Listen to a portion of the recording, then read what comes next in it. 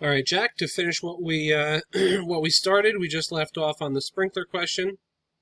So now going to the shaded area question. This is extremely similar to the sprinkler question.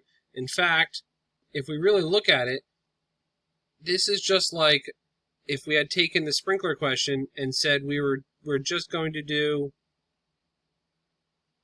this part of the sprinkler question, right? And then the only difference is obviously this diameter of 20 feet now is now 10 feet, okay? But everything else is the same. The other thing that it does ask you to realize is that if this is 10 feet from here to here, then that means that that comes across and that this is also 10 feet, meaning that the diameter is 10, so the radius is 5.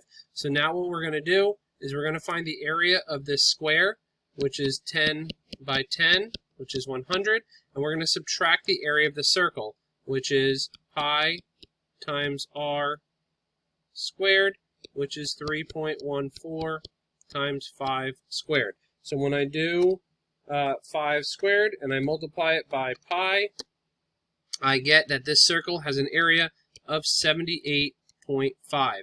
So the 100 minus 78.5 equals 21.5. That's the area of the shaded, 21.5 square inches. Okay? All right. For this wall-to-wall carpeting in her bedroom, all right, this is the shape of her bedroom. There are a couple ways to do this. I like to think a little bit outside the box when I do these, and I like to do it as this carpeting is a full rectangle with this rectangle cut out of it. I hope you see that. So in order to do that, I would do 3.6 times 3, and I get 10.8. So this entire thing would be 10.8, and then I have to subtract this piece right here, which is 0.6, and then this part right here. If this is 3.6 and this is 1.2, then that means that this part must be 2.4. So I do 0.6 times 2.4, and I get 1.44. So the carpeted section is 10.8 meters squared minus 1.44 meters squared. So it's 9.36 meters squared. And there's your answer right there. And then for the next one, it's the same exact carpet, except now they're saying that she has to pay $9.50 per square meter. Well, since we know that there's 9.36 square meters, we're going to do 9.36 times each meter is $9.50.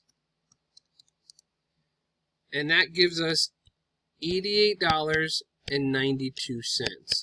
Now, for this question right here, there's actually, we could reverse engineer this question. And if you realize that 9.5 meters, 9.5 per square meter, then that means you can go back here and you can do 9.5 times this, 9.5 times this, 9.5 times this, 9.5 times this, and only one of these answers is going to show up, meaning that there's only one answer that actually matches this question to this question. So you could have gone that way. I did that kind of on purpose to see if anyone would think outside the box like that. I'll never know for sure if anyone did, but it's an interesting way of thinking about it. All right. The next one, I think this is the penultimate. Oh, no, not yet. For each given radius, mark the correct area. So we know that it's pi times r squared. So it's 3.14 times r squared. So all I'm going to do is I'm going to do 5 squared, which equals 25, times 3.14, which is 78.5. So that one's this one. Then I'm going to do 6 squared, which is 36, times pi, 3.14, which is 113.04, which is this one right here. Then I do 9 squared, which is 81, times pi is 254.3.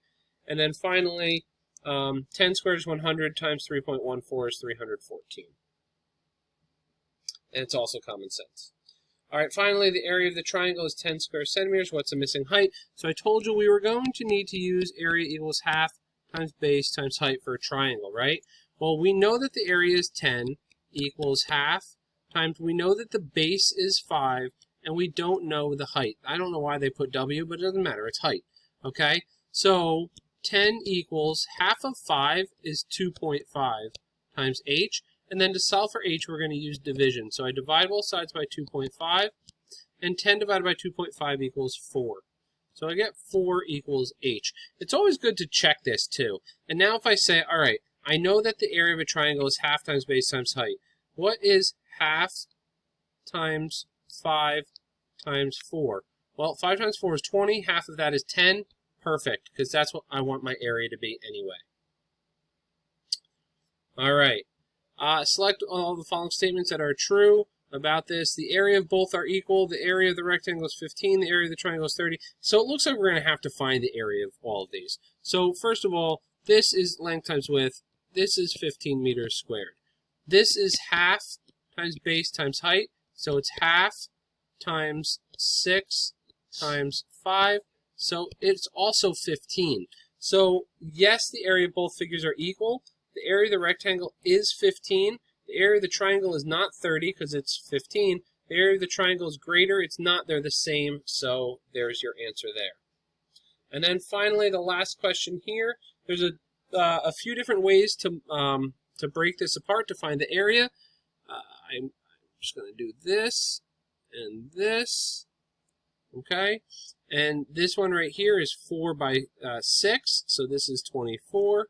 This one is also 4 by 6, so this is 24. And then this one, we've got to be careful here because we don't want to say it's 10 by whatever this is. Because remember, it's 10 from here to here, but it's 4 from here to here. So this is actually 14. And this, if this whole thing is 10, and this part is 6, that means this part is 6, which means this is 4. So it's 14 by 4, which is 56. And then you just have to do 56 plus 24 plus 24, and you get 104, and there's your answer for that one. Okay? All right, Jack. I know this is a little bit long. Hopefully you didn't need the whole thing, but if you went through it, hopefully it helped. Let me know if you have any other questions or if you need any other help on anything else. I'm also going to upload this entire thing so you can follow along as I'm doing this, or you can always print it out and follow along. All right? Have a wonderful summer if I don't talk to you, and hopefully I'll see you in September.